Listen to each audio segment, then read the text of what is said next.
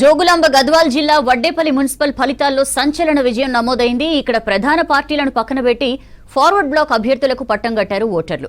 మొత్తం 10 వార్డుల్లో 8 స్థానాల్లో సింహం గుర్తుపై పోటీ చేసిన అభ్యర్థులు గెలిచారు. ఇక చెరో స్థానంలో కాంగ్రెస్ బీఆర్ఎస్ అభ్యర్థులు గెలుపొందారు.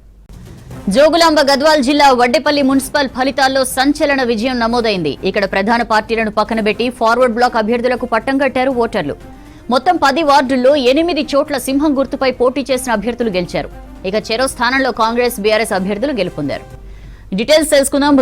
బాలకృష్ణ మనతో లైవ్ లో జాయిన్ అవుతున్నారు. బాలకృష్ణ, చాలా ఇంట్రెస్టింగ్ డెవలప్మెంట్ గా చూడొచ్చేమో మనం. ఫార్వర్డ్ బ్లాక్ అభ్యర్థులు సింహం గుర్తు అంటే ఆల్మోస్ట్ జాగృతి బలపరిచిన అభ్యర్థులే కదా. అలంపూర్ కాన్స్టిట్యున్సీ లో వడ్డేపల్లి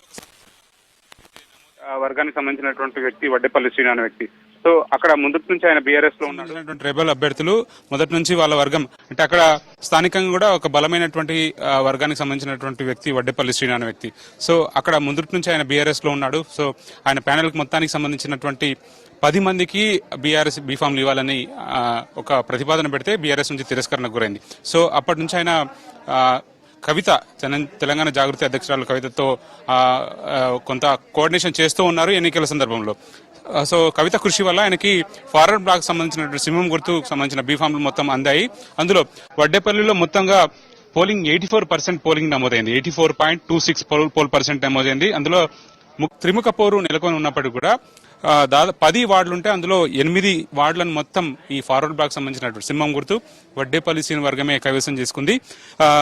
మొదటి వార్డులో ఫార్వర్డ్ బ్లాక్ సంబంధించినటువంటి అభ్యర్థి పావని 34 ఓట్లతోటి విజయం సాధించారు.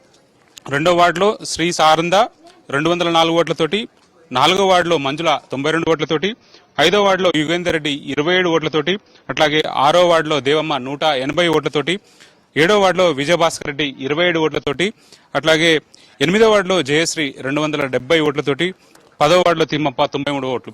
సో మొత్తంగా 10 వార్డులు ఉంటే అందులో 8 స్థానాలను 8 వార్డులను వడ్డేపల్లి సీని వర్గం ఫార్వర్డ్ బ్లాక్ సంబంధించినటువంటి వర్గం గెలుచుకుంది. అక్కడ కాంగ్రెస్ కి 1, బీఆర్ఎస్ కి 1. కాంగ్రెస్ గెలుపొందినటువంటి వాడు 3వ వార్డు, అట్లాగే బీఆర్ఎస్ గెలుపొందిన వాడు 9వ వార్డు. సో కాంగ్రెస్ సంబంధించినటువంటి అభ్యర్థి 9వ వార్డులో గెలిచారు. సూర్య యాదవ్ ఆయన 13 ఓట్లతో గెలిచారు.